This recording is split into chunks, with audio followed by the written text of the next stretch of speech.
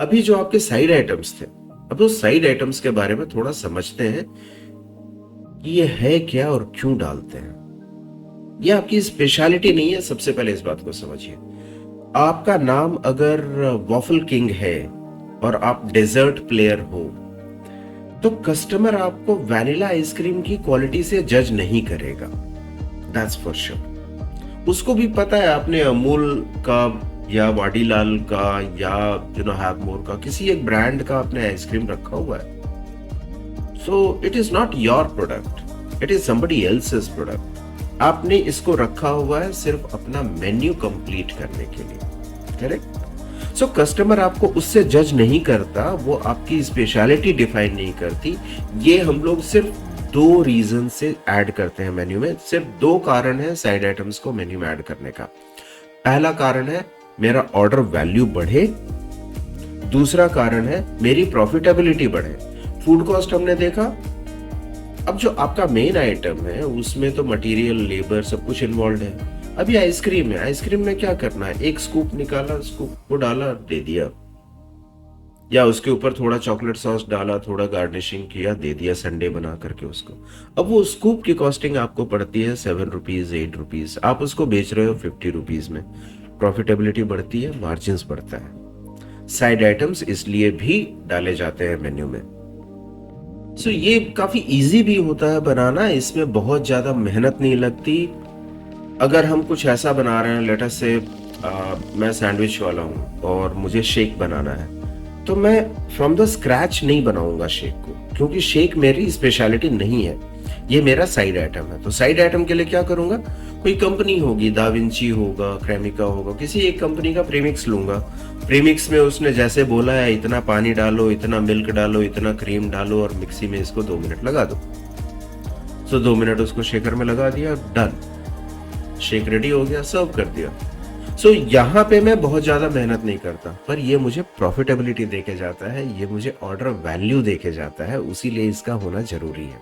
पर अगर आप सुपर स्पेशलिटी हो तो इसका होना कुछ भी जरूरी नहीं है। आप इसके बगैर अपने आप में कंप्लीट हो। Got the point?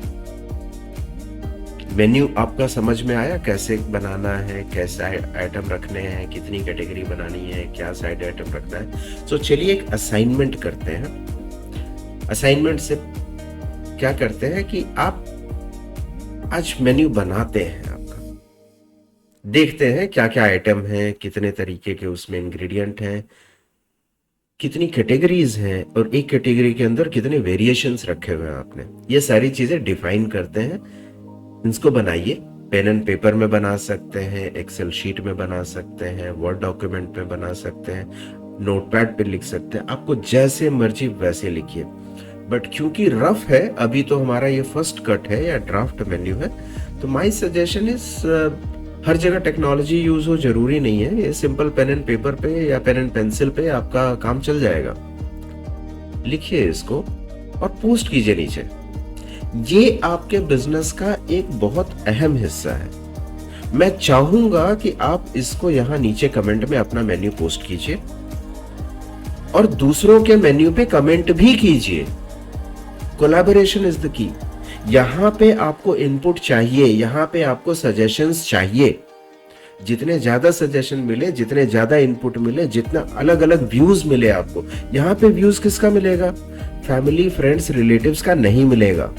यहां पे व्यू किसका मिलेगा आपको? फेलो एंटरप्रेन्योर्स का मिलेगा, इंडिपेंडेंट मिलेगा। वो आपको जज नहीं कर रहे। There is a difference. जो भी उस मेन्यू के बारे में कमेंट कर रहा है वो आपको जज नहीं कर रहा है, वो आपके मेन्यू को बेहतर बनाने के लिए सजेशन दे रहा है या रही है। सजेशन मानना नहीं मानना तो आपकी मर्जी है, but you would like to have so as many professional advice on your menu as possible in the initial stage। कीजिए, अपना मेन्यू भी पोस्ट कीजिए, मेन्यू के ऊपर कमेंट भी कीजिए, दूसरों से कमेंट भी लीजिए, देखिए क्या क्या सजेशन आते हैं, फिर आपका मेन्यू फाइनल डिसाइड होगा। और इस स्टेज पे ना तो प्राइसिंग की चिंता कीजिए, ना डिजाइन की चिंता कीजिए, किसी और चीज की चिंता मत कीजिए, बट बेसिक मेन्यू लिखिए। मेन्यू में क्या आइटम है आपका, किस तरीके से आप मेन्यू सोच रहे हैं अपना। ये तो ड्राफ्ट है ना, हमने फाइनल तो किया नहीं है। कीजिए, ये छोटी सी एक्सरसाइज हो सकता है आपके बिजनेस में आपका 50% फेलियर की प्रोबेबिलिटी कम कर दे। ये इतना इंपॉर्टेंट है, सबसे ज्यादा इंपॉर्टेंस मेन्यू को देता हूं मैं फूड बिजनेस में।